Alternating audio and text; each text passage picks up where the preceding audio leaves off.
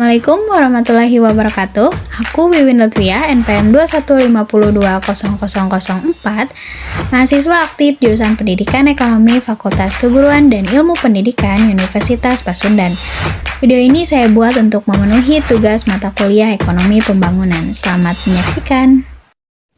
Baik, di video kali ini saya akan menjelaskan terkait teori-teori tentang pembangunan ekonomi berdasarkan para ahli dari masa ke masa. Saya akan jelaskan satu persatu, dimulai dari teori pembangunan klasik. Pada teori ini menyatakan bahwa pembangunan ekonomi dapat terjadi di suatu negara apabila adanya peningkatan tingkat keuntungan yang nantinya akan mendorong nilai investasi, dan nilai investasi ini akan mendorong persediaan modal di pasar, dan pada akhirnya akan memunculkan keadaan stasioner. Pembangunan klasik ini tuh punya pendapat lagi atau terbagi lagi. Ada 3 ahli yang menyatakan pendapatnya. Yang pertama ada pembangunan Adam Smith, yang kedua ada teori Ricardian, dan yang ketiga ada teori pembangunan Malthus. Saya akan jabarkan satu persatu dari ketiga ahli ini. Oke, saya akan jelaskan dimulai dari yang pertama, yaitu teori pembangunan Adam Smith. Adam Smith ini menyatakan bahwa perkembangan ekonomi dapat terjadi dengan cara memperbanyak spesialisasi tenaga kerja dan memperluas pasar. Maksud dari spesialisasi ini adalah jadi pekerjaan itu dibagi-bagi. Supaya apa gunanya? Supaya banyak orang-orang atau para pekerja yang mempunyai kemampuan, tidak menganggur gitu. Jadi semakin banyak yang bergabung dalam perekonomian, itu menurut Adam Smith akan membuat perekonomian itu berkembang dan pastinya memperluas pasar gitu, karena semakin banyak orang yang berpartisipasi, pasar juga harus diperluas. Nah, konsep teori Adam Smith ini tuh mencakup seperti division of labor atau tadi pembagian kerja, ada invisible hand atau pasar itu dapat mengatur keseimbangannya tanpa ada campur tangan dari pemerintahan. Terus ada juga akumulasi modal, di mana pembangunan teori ini tuh menyatakan bahwa modal itu perlu, pemumpukan modal semakin banyak itu perlu. Terus ada agen pertumbuhan juga seperti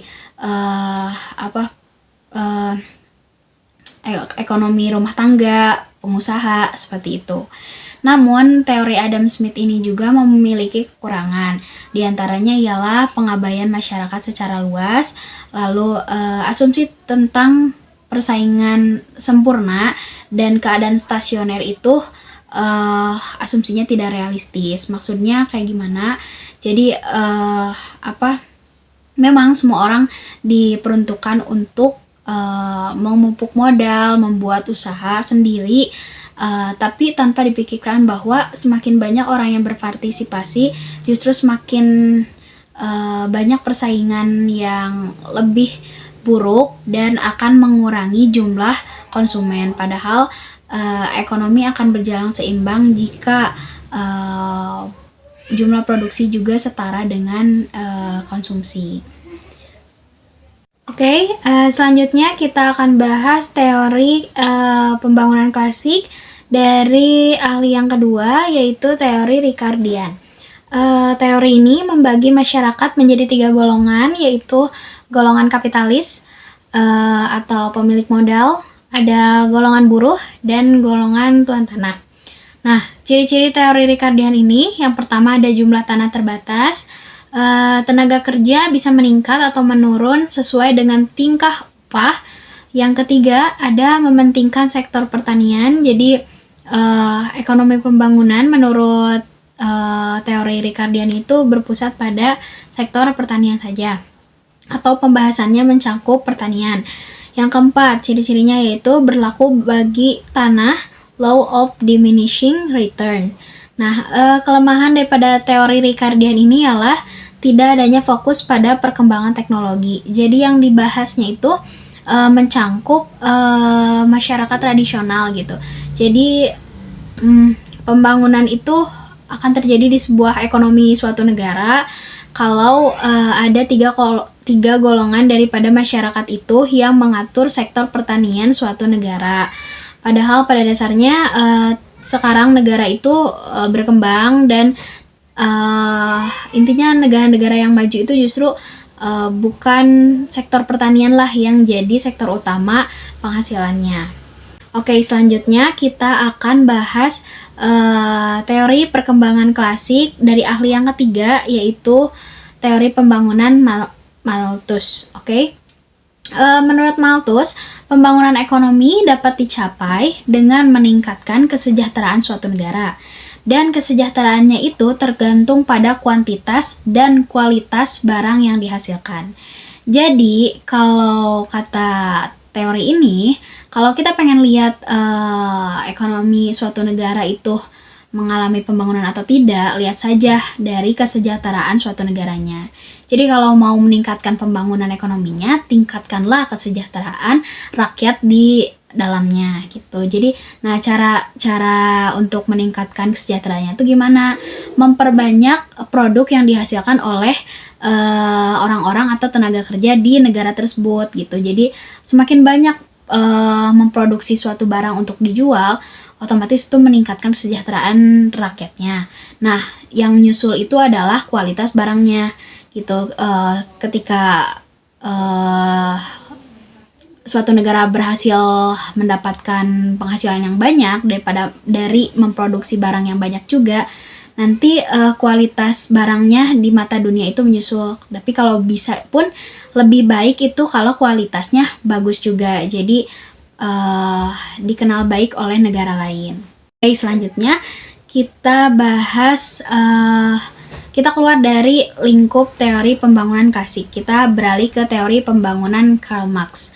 Nah, Karl Marx ini dikenal sebagai ahli ekonomi yang mencetuskan prinsip kapitalis, atau orang yang memiliki modal itu adalah orang yang memimpin perekonomian.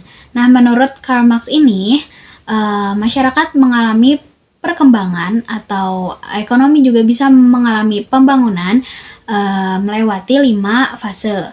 Yang pertama ada masyarakat primitif komunal, yang kedua ada masyarakat perbudakan, lalu berangsur ke masyarakat feodal, yang keempat masyarakat kapitalis, dan yang kelima adalah masyarakat sosialis.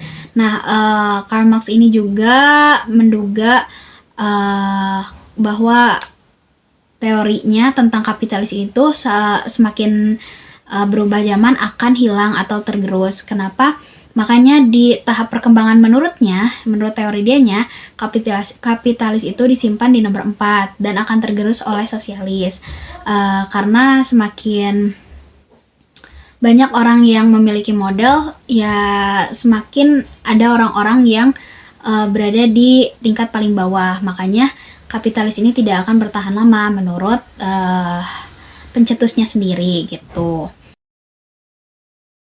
Oke, kita lanjut ke teori pembangunan menurut Schumpeter.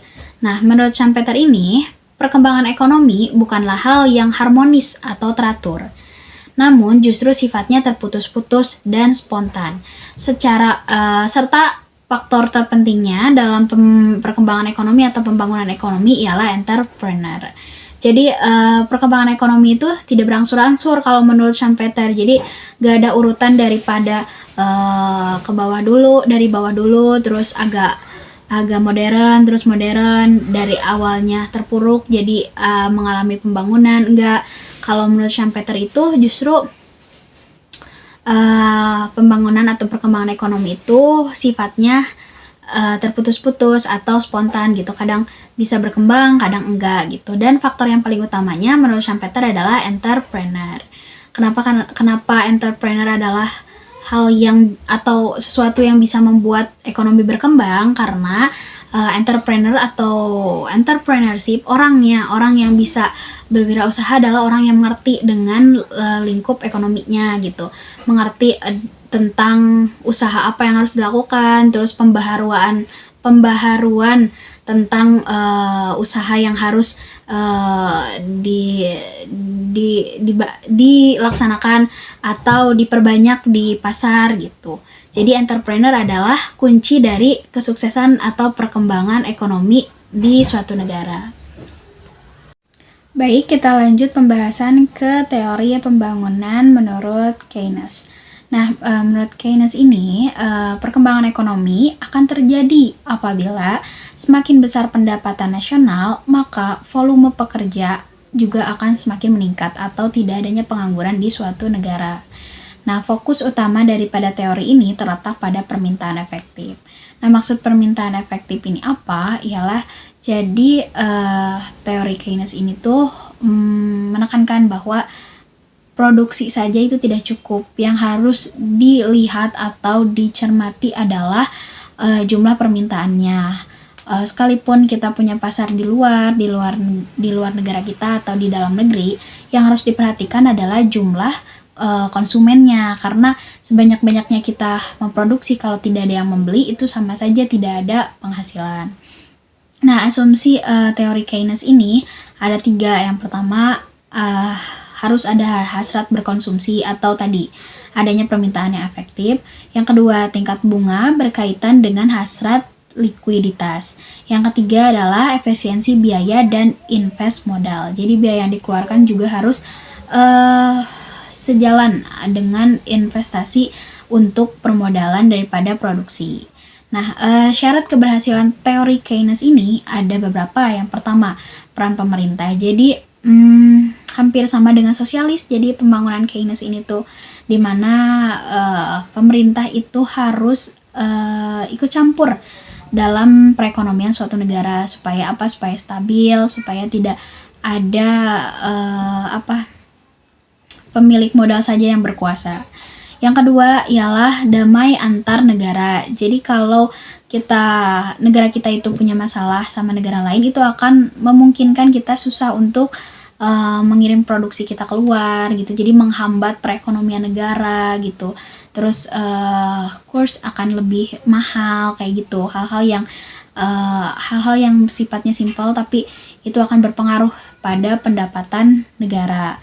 Nah, terus berpikir rasional. Jadi berpikir rasional ini maksudnya adalah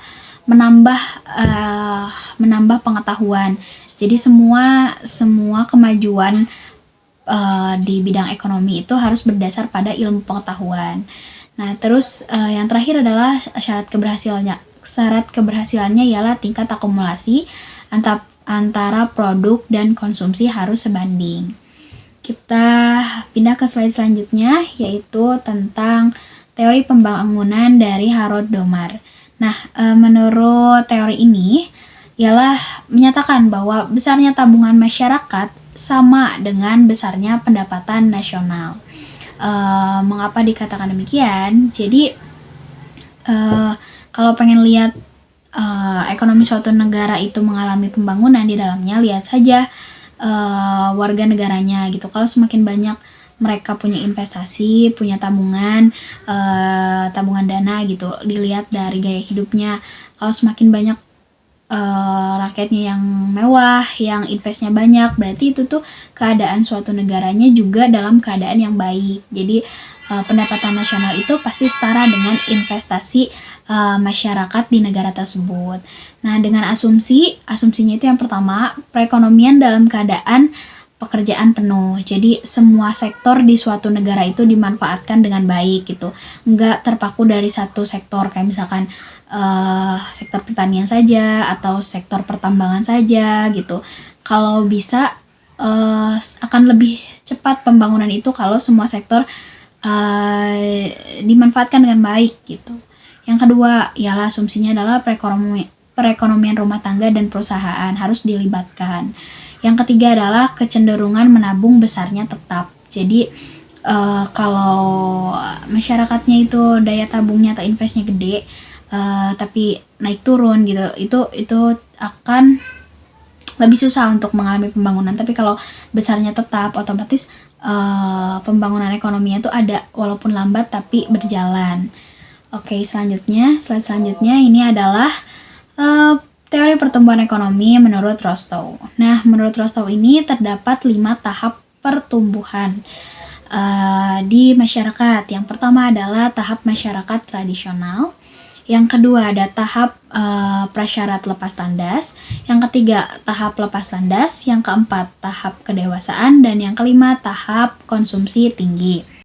Dan menurut teori Rostow ini, jadi masyarakat dari suatu negara itu akan mengalami semua tahap pertumbuhan ini gitu. Dimulai dari pasti keadaan ekonominya masih tradisional gitu. Pasti semua negara mengalami ini. Lalu tahap prasyarat lepas landas di mana mulai terjadi kemajuan teknologi. Nah, di tahap ketiga atau lepas landas ini tuh suatu negara sudah mulai memperkenalkan penghasilan ekonominya di berbagai sektor ekonomi karena sudah melewati tahap prasyarat lepas landas di mana masih banyak yang mata pencaharian negara tersebut sedang diuji coba gitu, banyak dicoba di mana di bidang mana saja gitu cocoknya, dan ketika sudah siap di tahap lepas landas berarti negara itu sudah siap dengan banyak kemungkinan negara tersebut bisa mendapatkan uang di bidang mana saja. Nah, teori pertumbuhan ekonomi Rostow itu menjadi teori penutup dari teori-teori pembangunan yang saya bahas di video ini. Sekian, terima kasih atas perhatiannya. Wassalamualaikum warahmatullahi wabarakatuh.